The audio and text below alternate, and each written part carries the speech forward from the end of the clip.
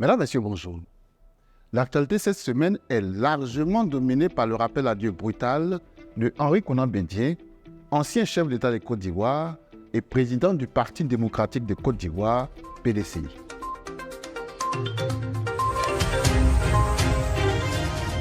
Henri Konan Bédié, ancien chef d'État de Côte d'Ivoire, est décédé le 1er août 2023 à Abidjan. L'annonce de cette nouvelle a créé partout en Côte d'Ivoire une onde de choc. Les Ivoiriens qui ne s'y attendaient pas ont unanimement exprimé leur compassion à la famille biologique et politique de l'illustre disparu, le président de la République. Alassane Ouattara a salué la mémoire d'un grand serviteur d'État et a décrété 10 jours de deuil national. Plusieurs manifestations, dont l'inauguration du pont de Cocody et les festivités marquant le 63e anniversaire de l'accession de la Côte d'Ivoire à l'indépendance ont été reportés. La classe politique ivoirienne, comme un seul homme, s'est montrée solidaire de la famille Bédié et du PDCI RDA, son parti. La mort que nul n'a vu venir. En pleine activité politique, en plein conciliabule pour trouver un terrain d'entente avec son parti et le Parti des peuples africains de Côte d'Ivoire, PPACI, l'ancien président ivoirien Henri Konan Bédié vient de quitter la scène. Il est vrai que lui serviteur avait 89 ans, mais sa mort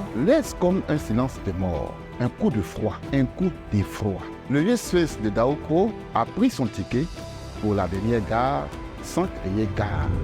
L'autre fait marquant de la semaine concerne le brevet technicien supérieur, BTS. 56 214 candidats ont subi du lundi 31 juillet au jeudi 3 août 2023 les épreuves écrites du BTS. Ces candidats sont repartis dans deux grandes filières.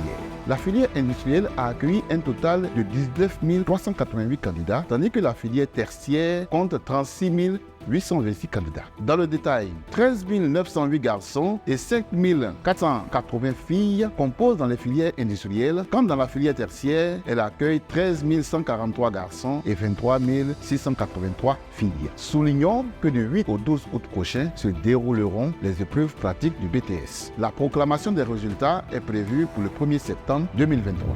En fait, au plan international, c'est la situation au Niger qui retient notre attention. Les chefs d'État de la communauté économique des États de l'Afrique de l'Ouest, CEDEAO, et de l'UEMOA ont haussé le ton. Ils menacent les autorités militaires installées au pouvoir à Niamey d'une intervention militaire en vue de restaurer l'ordre constitutionnel. De leur côté, le Burkina Faso, le Mali et la Guinée ont témoigné leur solidarité aux autorités nigériennes.